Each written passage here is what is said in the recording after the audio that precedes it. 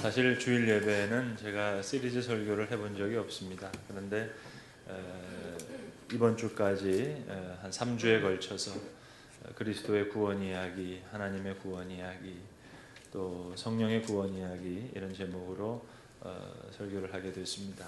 개인적인 생각으로는 주일 예배에서는 이 시리즈 설교가 그리 적절한 포맷이라고 생각하는 사람은 아닙니다.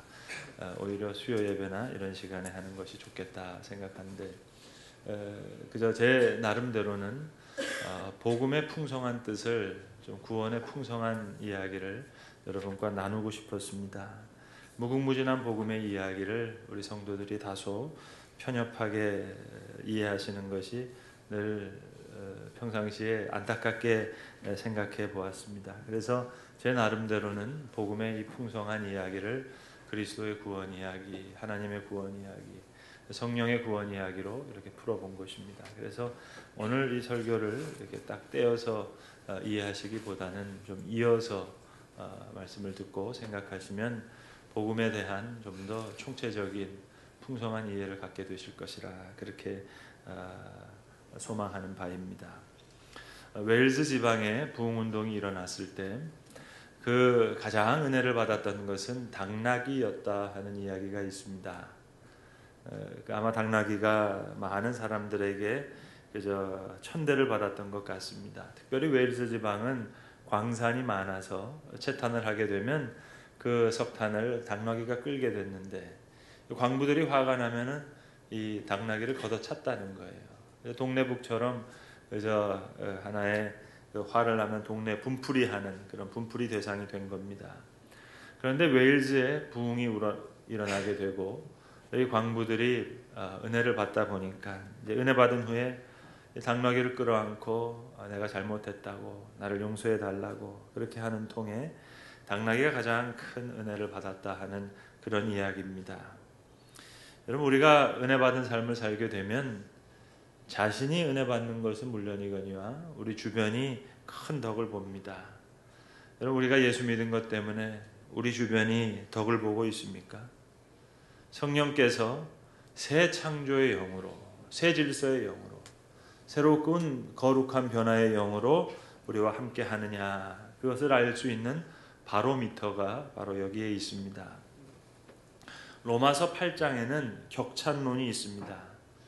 한 격찬론자가 이야기하기를 온 세상이 어떤 일이 있어서 성경이 없어졌다고 치자. 그러나 로마서만 가지고도 우리는 충분히 구원을 얻을 수 있을 것이다. 그렇게 격찬한 바가 있습니다. 이 격찬론자가 다시 말하기를 또 어떠한 일이 있어서 로마서가 다 불타 없어졌다고 치자.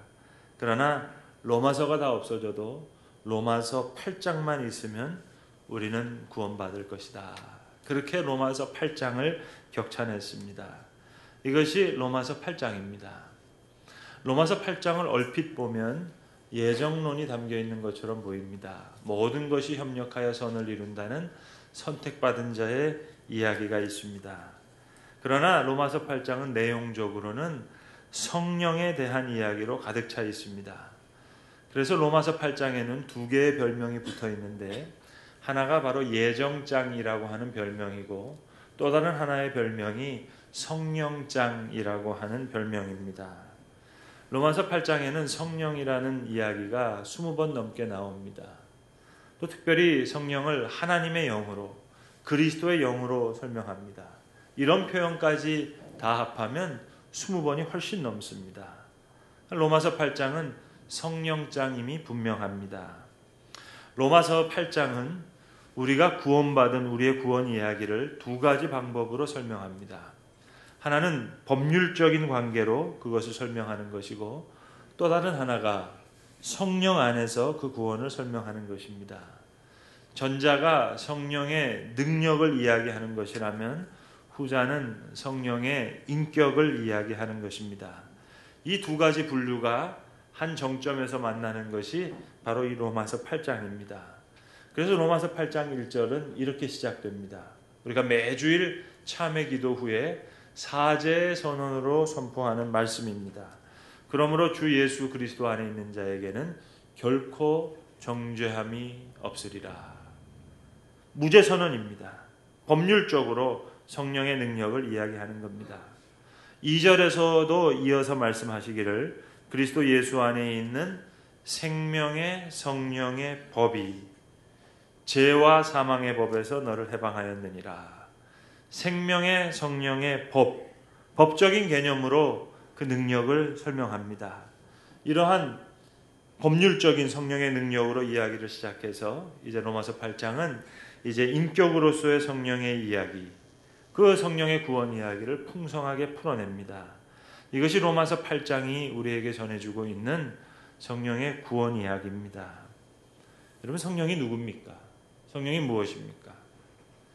평생 동안 교회 다니신 분들한테도 물어보면 대답하기가 참 어렵습니다. 여러분, 로마서 8장에서 그 답변을 찾지 못한다면 다른 어떤 성경에서도 그 해답을 찾기가 어려울 것입니다. 로마서 8장은 성령을 하나님의 영으로 또 그리스도의 영으로 9절과 14절에 보시면 그렇게 표현하고 있습니다.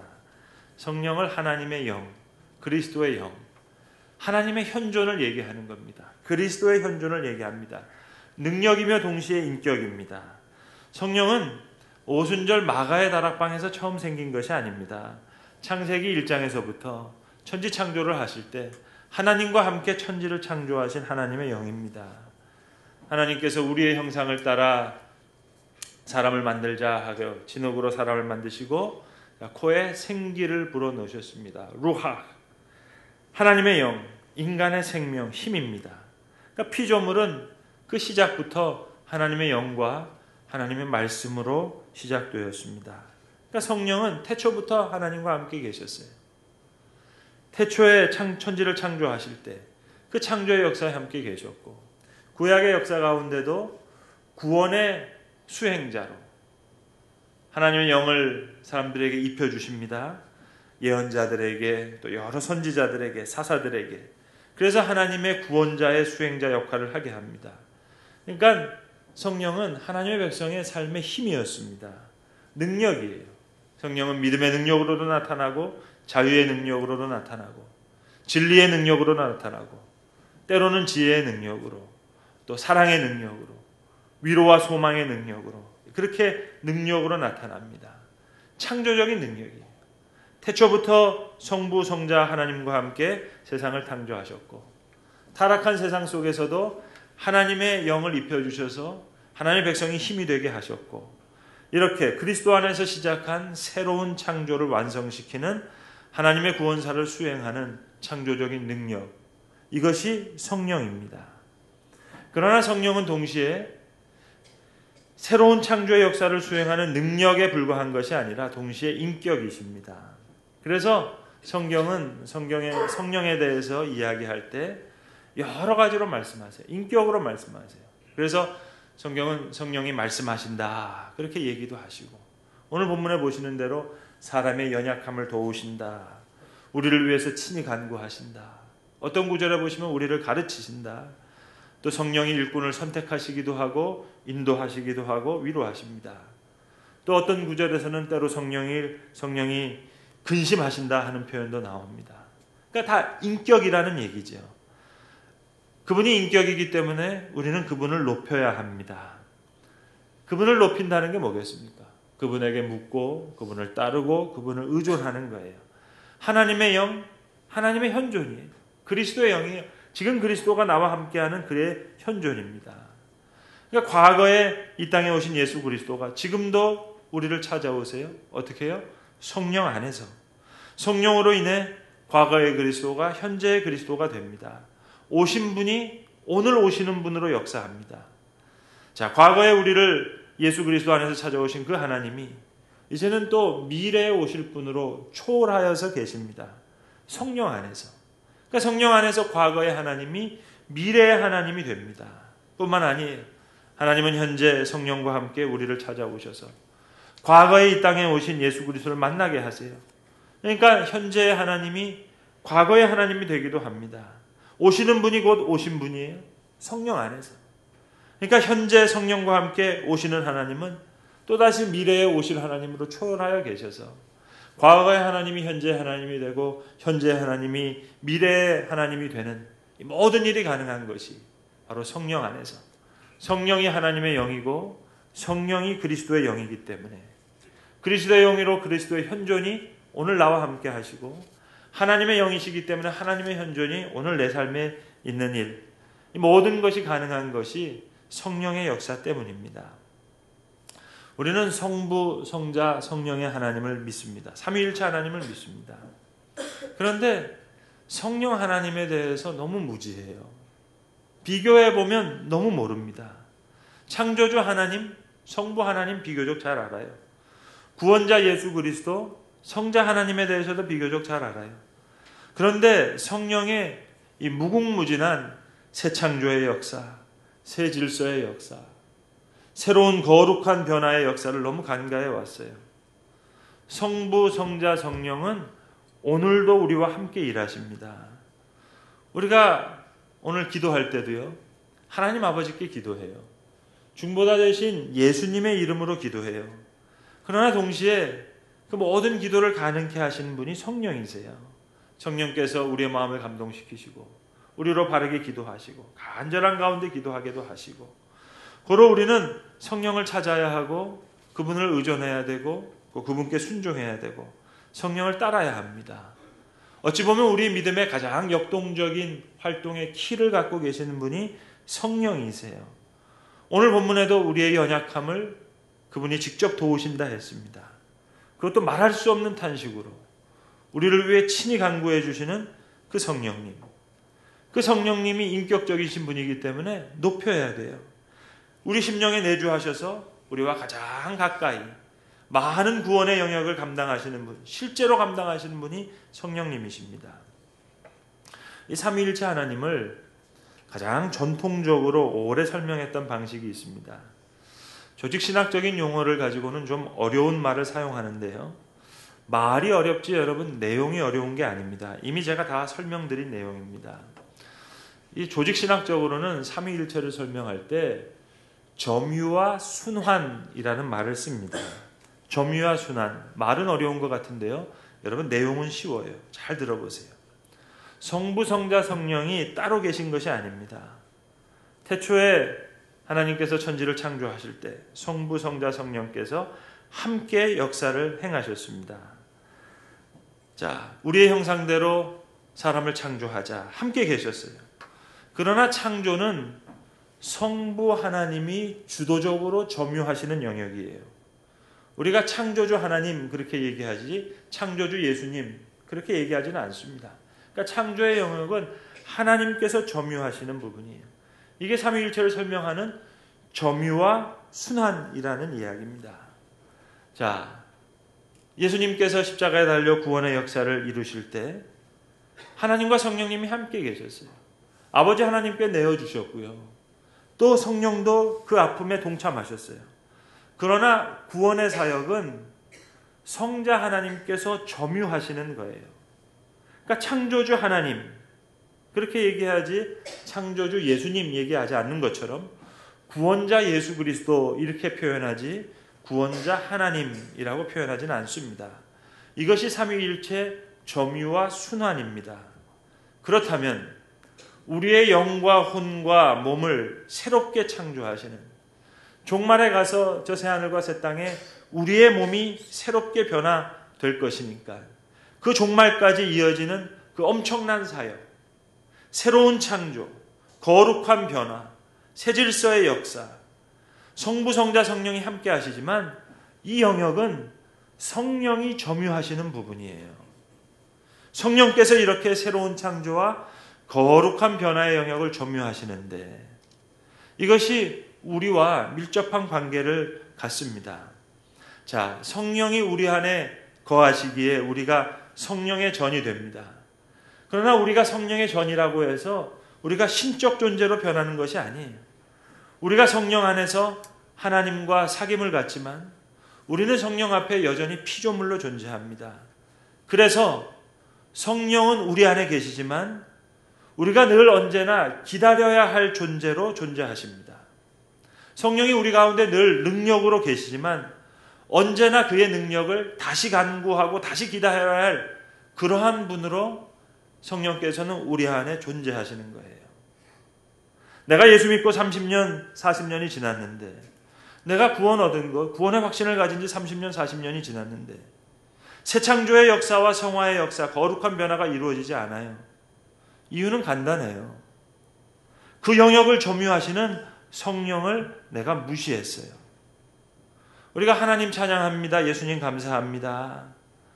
하나님의 창조의 역사, 예수 그리스도의 구원의 역사는 찬양하고 감사했는데 오늘도 나를 믿음의 길로, 자유의 길로, 진리와 지혜의 영역으로, 아니 사랑과 위로와 소망으로 인도하시는 그 성령의 역사가 오늘 나에게 이루어지지 않다면, 여러분, 복음의 역사, 구원의 역사는 오늘 내 삶에 의미를 줘야 됩니다. 그 역사가 이루어지지 않아요. 왜겠습니까? 성령이 인격이시기 때문에 높여야 하는데 그 이름을 제대로 부르지도 않았어요. 묻고 따르고 부르고 의존해야 되는데, 자, 새하늘과 새 땅이 임할 때까지 이 엄청난 새로운 창조와 거룩한 변화의 역사를 점유하시는 그 성령님, 그분이 점유하시고 계시는 이 영역이 너무 크고 사실은 우리에게 가장 가까이 다가와 있어요. 그런데 창조자 하나님은 찬양했어요. 십자가에서 보혈을 흘리신 예수 그리스도께는 그 구원의 역사를 감사했어요. 그런데 새로운 창조의 역사, 오늘 이렇게 거룩한 변화의 역사를 이루시는 성령님을 우리가 인격적으로 높이지 못했어요. 높인다는 게 뭐예요? 이름을 불러야지요. 그분에게 물어야지요. 따라야지요. 의존해야지요. 순종해야지요. 성령의 이 무궁무진한 구원의 이야기를 몰랐어요. 안다고 해도 간과했어요. 여러분, 성령님을 높이세요. 기도하실 때도요, 성령님 높이세요. 우리가 하나님의 이름을 부릅니다. 예수 그리스도 아들의 이름으로 말입니다. 성령님께 간구하셔야지요. 성령님께 기도해야지요. 그러면 기도가 풍성해져요. 기도가 달라져요. 찬양하실 때도요, 성령님을 찬양하세요. 성령님을 높이세요. 창조주 하나님만 높이는 것이 아닙니다. 나를 위해 십자가에 돌아가신 구원자 예수님을만을 찬양하는 것이 아닙니다. 내 속에 그리스도의 현존으로, 하나님의 현존으로, 그의 영으로 함께 하시는 성령님 찬양할 때 찬양이 달라집니다. 성령은 하나님의 영으로, 그리스도의 영으로 오늘 우리와 함께 하시는데 우리가 그분을 높이지 않았어요. 높인다고 해도 그저 능력적인 면만 간구했어요. 성령은 능력만이 아니에요. 인격이십니다. 그분이 인격이기에 높아져야 돼요. 물어야 돼요. 의존해야 돼요. 죄송하지만 저희 집에 아이들이요, 그래서 엄마만 찾더라고요. 엄마 이거 어떻게 해? 저렇게 늘 묻는데 저한테 묻는 말은 딱 하나예요. 아빠, 엄마 어디 있어? 이거예요. 제가 사랑하니까 그냥 넘어가는 건데요, 이거 사실 인격 모독입니다. 상처받아요. 기껏해야 아빠 돈 줘. 사랑하니까 봐주지, 사실은 인격 모독입니다. 성령은 성도들의 위와 안에 계십니다. 위와 안이라는 말이 중요해요. 외적 충만과 내적 충만으로 함께 계시는 거예요.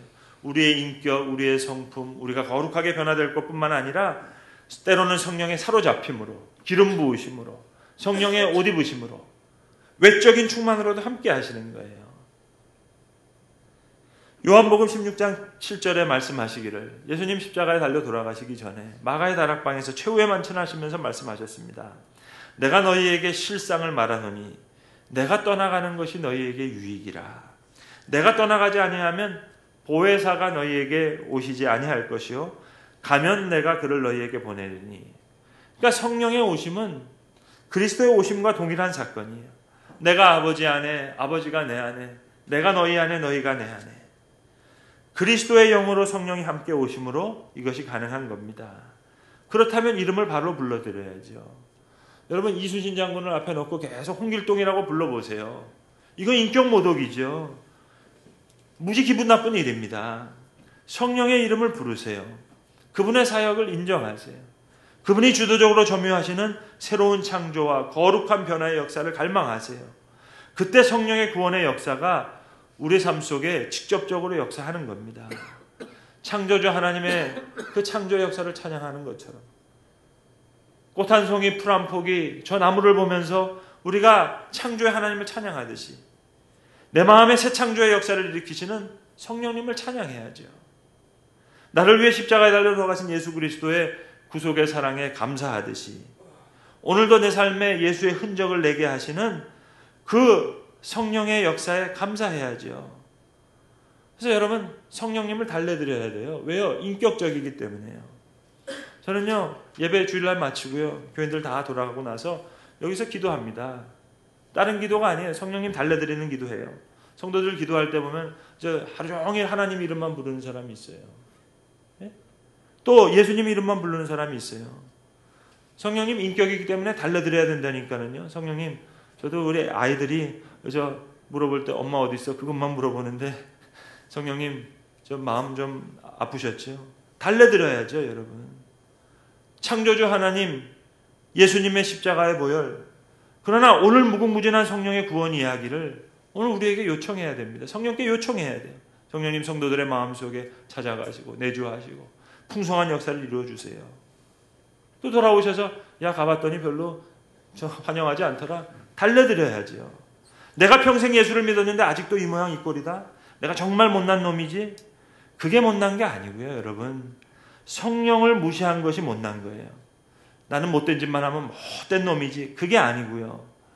성령을 내 삶 속에 높여드리지 못한 것이 못된 짓입니다. 내 삶과 내 신앙과 내 인격 속에 능력과 인격으로 찾아오시기를 원하신 성령님, 내 위와 내 안에 외적인 충만과 내적인 충만으로 함께 역사하시는 성령의 무궁무진한 구원 이야기를 너무 몰랐어요. 성령의 무궁무진한 구원의 이야기가 있어요.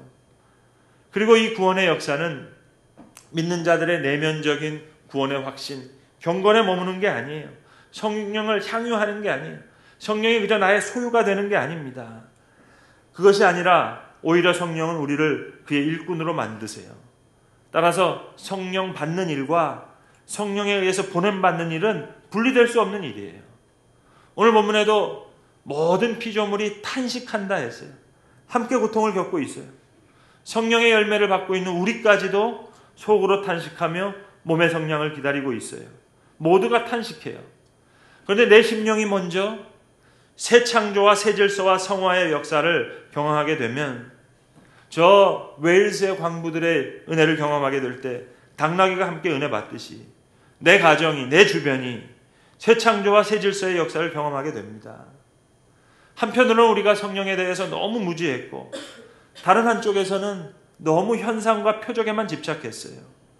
성령은 능력인과 동시에 성령은 인격입니다. 복음의 역사, 구원의 역사는 오늘 내 삶 속에서도 역사하시는 거예요. 오늘 내게 의미를 주지 못하면 그건 진정한 복음이 아닙니다. 진정한 구원이 아니에요. 성령의 무궁무진한 구원의 이야기 때문에 이것이 가능한 거예요.